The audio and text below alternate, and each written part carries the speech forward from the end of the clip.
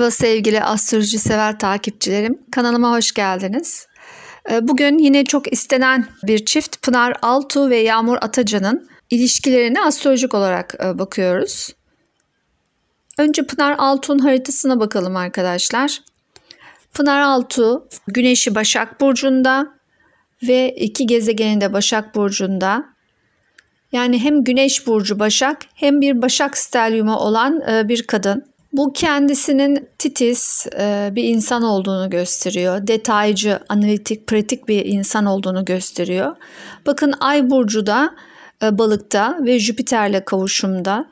Sanatsal yapısının olduğunu da görüyoruz buradan. İşte sanatla para kazanıyor örneğin. İkinci evinde Ay ve Jüpiter ve Balık Burcu'nda.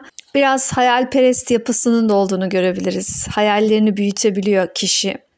Yükseline baktığım zaman yükselen Oğlak ve yöneticisi Satürn'de Yengeç'te. Tabii şimdi zor Yengeç Oğlak olmak. Gelgitleri oluyordur kesinlikle. Hem duygusal hem sert görünmesi arasında kendini dengelerken zorluyordur kişi. Bu arada ben 16.45 olarak buldum doğum saatini. İnternetten araştırmamın sonucunda arkadaşlar bu şekil ulaştım. Sonra haritasına bakalım. Devam edelim incelemeye. 7. ev girişine bakıyorum. İlk evliliği. Ve burada Satürn var görüyorsunuz. İlk evliliğindeki sorumluluklar konusunda çok zorlandığını görüyoruz. Ciddi anlamda zorlanmış ve kendisinden yaşça büyük biriyle evlenmiş. Haritaya göre böyle görünüyor. Ya da ona baskı uygulayacak, kısıtlayacak biriyle de evlenmiş olabilir. Bu şekilde de yorumlayabilirim. Şans noktası evlilik evinde. Aslında ilişkiler konusunda, işte karşısına gelen insanlar konusunda şanslıymış. Bakın burada Uranüs karesi var ve Şiron var. Aslında karşısına, yani sırf evlilikte demeyelim, ilişki her türlü ilişkisinde aniden yara alıp üzülmek ve şanssızlık yaşama olasılığı da yüksekmiş kişinin diyebiliriz. Büyük ihtimalle evliliğinde de bu tarz konular olmuştur diye düşünüyorum. Bakın burada Lilith da var. Bu aynı zamanda Pisişe'nin karşısında. Yani evliliğinde, ilişkilerinde hep bir üçüncü kişi faktörü olmuş arkadaşlar. Hep bir oraya bir müdahale, bir karışma, bir durumlar olmuş yani. Zaten evliliğinde bakın sevgi testi sürekli karşı taraf yapmış büyük ihtimalle. Yani büyük ihtimalle eşi sürekli sevgi testi yapmış ve kendisini manipüle de etmiş olabilir ya da kendi de manipüle etmiş olabilir. Bakın burada yine bir üçüncü kişi faktörleri var. Yani ilk evliliğin aslında zor olduğunu haritada görüyoruz. İlişkiler anlamında da zor. Öyle kolay ilişkileri yok Pınar Hanım'ın. Sonra bakalım arkadaşlar ikinci evliliğine. Biz şimdiki eşiyle olan haritasına bakmak istiyoruz. İkinci evliliğine baktığım zaman burayı Venüs yönetiyor ve Venüs'e bakıyorum. Bakın Venüs Uranüs'ten destek almış, Şiron'dan destek almış.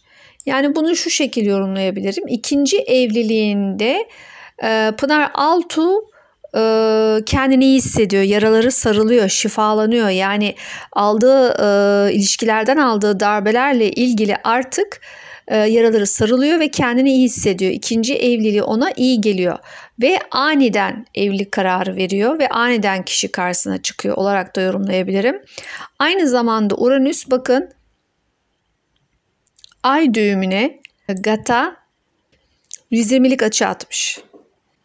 Bu arada ikinci eş göstergesi Venüs, terazinin yöneticisi Aslan'da burada ünlü bir eş de veriyor bakın.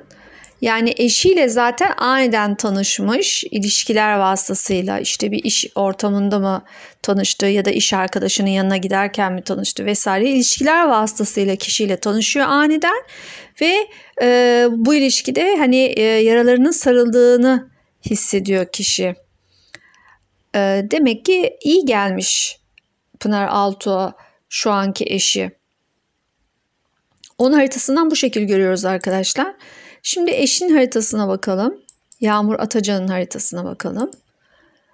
Yağmur Atacan'ın şeyini bulamadım bu arada. Yağmur Atacan'ın doğum saatini bulamadım arkadaşlar. O nedenle Güneş'i birinci eve aldım. Yağmur Atacan nasıl biri? Güneş Boğa ve Şiron'la kavuşumda yani konforuna, hazza, hayattan tat almaya düşkün biri. Kolay kolay konfor alanından çıkmıyordur. Yani biraz içe dönük biri. Duygusal olarak çok kapalı olduğunu da düşünebilirim. Ay burcu Aslan, egosal tarafı da var. İşte duygularda kendini göstermeyi de seviyor Aslan sonuçta. Yükseleni bilemiyoruz dediğim gibi. O nedenle yorum yapamıyorum yükselenle ilgili. Bakıyorum şimdi eşine. 7. ev arkadaşlar Akrep kesiyor. Tabii Güneş 1. eve göre bakıyorum. Ve yöneticisi ikizlerde, Güneş'le kavuşumda. Aynı zamanda bakın Uranüs Jüpiter var. Hayatına aniden biri girebilir. Bunu gösteriyor. Pınar Altuğ'un haritasında da ay düğümü desteği vardı. Yağmur Atacan'da da bakın burada Gat var, Neptün'le kavuşum. Yani karmik bir ilişki var. Aralarında zaten karmik bir ilişki var bu arada arkadaşlar. Bakın Gat'la ay arasında da ne oluşmuş? 120'lik oluşmuş. Bir erkeğin haritasında ay da eşini gösteriyor, evleneceği kişiyi gösteriyor. Unutmayalım.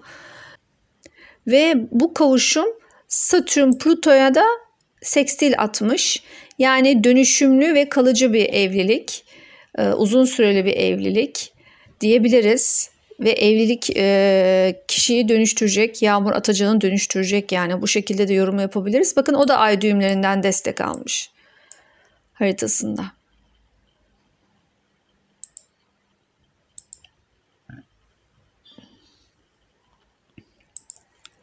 Şimdi arkadaşlar şu şekilde bakalım. Yağmur Atacan'ın haritası içeride, Pınar Altuğ'un haritası dışarıda.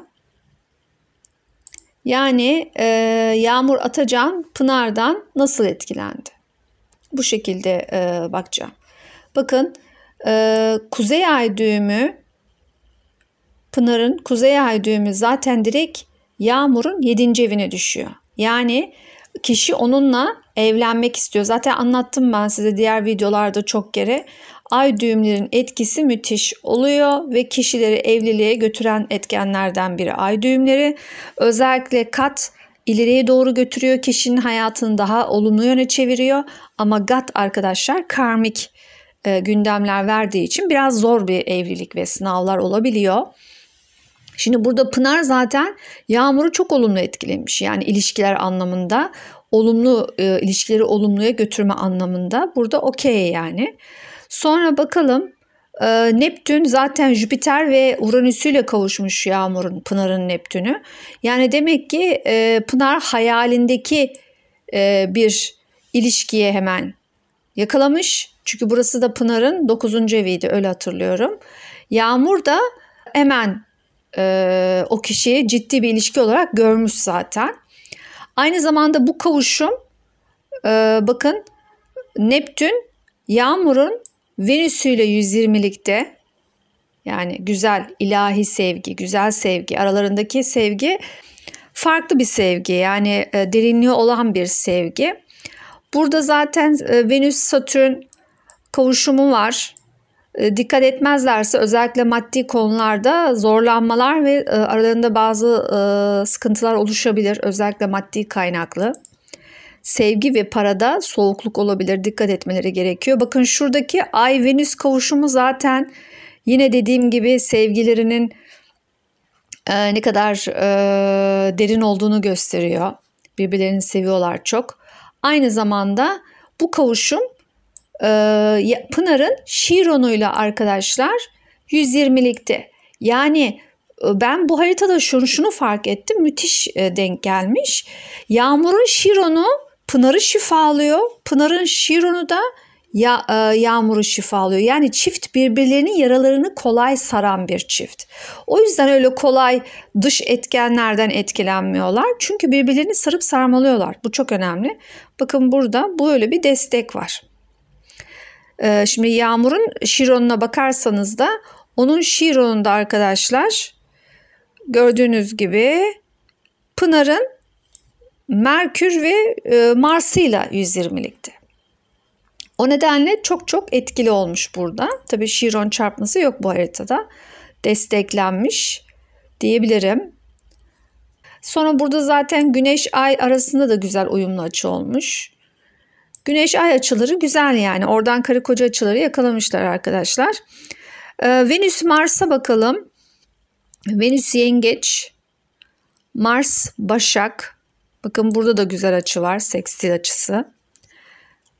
Mars İkizler, Venüs Aslan.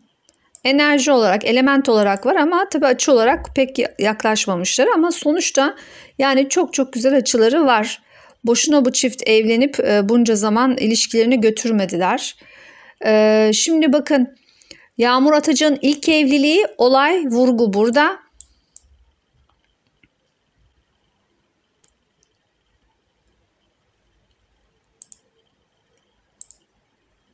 Şimdi Pınar Haltun haritasını içeri alıyorum. Yağmur Atacan'ın haritası dışarıda. Pınar'ın ikinci evliliği, olay burada. Gördünüz mü arkadaşlar? Ve ikinci evliliğin yöneticisi Venüs'ün üstünde Ay. Ve bu Ay zaten Şiron'dan da şifalanıyordu. Bakın burada bir uçurtma kalıbı oluşmuş. Görüyor musunuz? Pınar'ın ikinci evlilik ya da eş göstergesi Venüs, Yağmur'un ayıyla kavuşumda. Burada zaten aniden kavuşmak, işte birlikte kalıcı bir ilişki gösteriyor. Aynı zamanda karşısında da Şiron, birbirlerinin yaralarını saran bir çiftler. Burada da bakın Gat ve Neptün de burada duruyor. Bu ilişki arkadaşlar gerçekten ay düğümlerinden de destek aldığı için Şiron da aynı şekilde müthiş, yani desteklenmiş bir ilişki. Zaten Venüs, bakın Yağmur'un Venüs'ü Pınar Atacan'ın ilişkiler evinin girişinde. Bakın buradaki Pınar Yağmur Atacan'ın katı zaten Pınar'ın 9. evine, ikinci eş göstergesindeki Uranüs'üne 120'lik yapıyor. Yani zaten orada dediğim gibi bir destekler var. Bakın burada da Merkür, Satürn, Jüpiter arasında güzel bir üçgen oluşmuş. Birlikte iş yapıp para da kazanıyorlar. Hatta iş ilişkilerinin de olduklarını düşünüyorum. Çünkü 2-7 çalışmış ve 4 de çalışmış. Bu arada arkadaşlar, Pınar Altun ve Yağmur Atacan'ın haritasına baktığımda biliyorsunuz Merkür Retrosu var, paylaşacağım. Yani retroda bakıyorum ve Merkür Retrosu Terazi burcunda. Bakın şimdi Pınar Altun haritasını ve transit haritayı açmak istiyorum. Enteresan, yani tesadüf. İkinci eş evi zaten Terazi burcu kesiyor ve ben Terazi Merkür Retro'da harita analizi yapıyorum. Bakar mısınız şuraya? Yani direkt olarak onların vakti saati gelmiş analiz olarak da yorumlayabilirsiniz. Bakın, Güneş ve Mars transiti Pınar Altun ikinci eş göstergesi evinden geçiyor ve orada da Merkür geriliyor. Bu sıra işte ilişkisinde, evliliğinde bazı iletişim sorunları, gerginlikler olabilir. Hatta 9. ev konularında da olabilir, değil mi? Yabancı ülkeler, yurt dışı vesaire gibi. Bir şeyler tetikleniyor kendi haritasında. Plüto burada Uranüs'üne kare yapmış. Yani buralarda bir şeyler dönüşmesi, değişmesi gerekiyor. Jüpiter de 1. evinden 2022'de para evine geçecek. Demek ki yabancı ülkelerle ilgili bir gündemi var kişinin. Belki orada yaşamaya karar verecekler, bilemiyorum. Bununla ilgili durumları olabilir. Belki de orada yaşıyorlar, bundan emin değilim. Venüs'e bakalım. Venüs'ün karşısından da Uranüs geçiyor. Evet.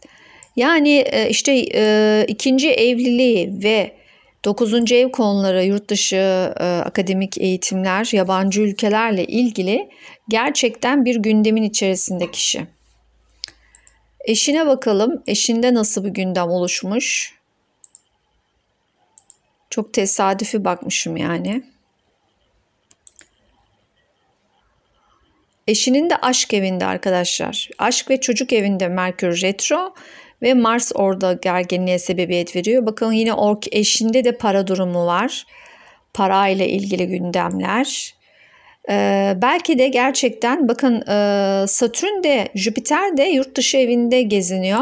Hakikaten bu çift yurt dışına yerleşmeye ya da yabancı ülkelerde hazırlık yapmayı falan düşünüyor olabilir. Daha sonra yerleşmek ya da oraya geçmek gibi. Bu gündem bunu vermiş burada. Evliliğine baktığım zaman da ay düğümleri zaten bitti. Evliliğinden geçmiş. Son 1,5 yılda ilişkiler ve evlilikle ilgili bayağı yol kat ettiklerini düşünüyorum. Venüs şu anda geçtiği için tam Uranüs ve Neptün'le Venüs kavuşumu var. Güzel. Yani o desteklemiş. Transit olarak da enteresan bir dönem deneyimliyor çiftimiz. Biraz da transit anlatmış oldum arkadaşlar size. Transite şu şekilde bakabilirsiniz. Şu şekilde inceleyebilirsiniz üçlü olarak. İçeride Pınar Altuğ haritası, dışarıda ortada Yağmur Atacan, dışarıda transit haritası şeklinde. Yani Pınar Altuğ'un haritasına göre gündem böyleydi. Transit burada. Burası aynı zamanda Yağmur Atacan'ın da 5. eviydi arkadaşlar. Tabii Güneş'e göre 5. ev. Bu arada yükseleni bilmiyorum. Tekrar hatırlatmış olayım. Bu şekilde inceleyebilirsiniz. Ben istediğiniz videoları çekmeye devam edeceğim. Bununla ilgili kaygınız olmasın. Yoğunluğuma bağlı olarak bu değişebiliyor. Bu arada ben yükselen teraziyim. Ben de Merkür Retro ve Mars'la ilgili sıkıntılar, sorunlar yaşadım arkadaşlar. Kanalıma abone olmayı ve beni takip etmeyi lütfen unutmayın. Yeni videolarda görüşmek üzere, sevgiler.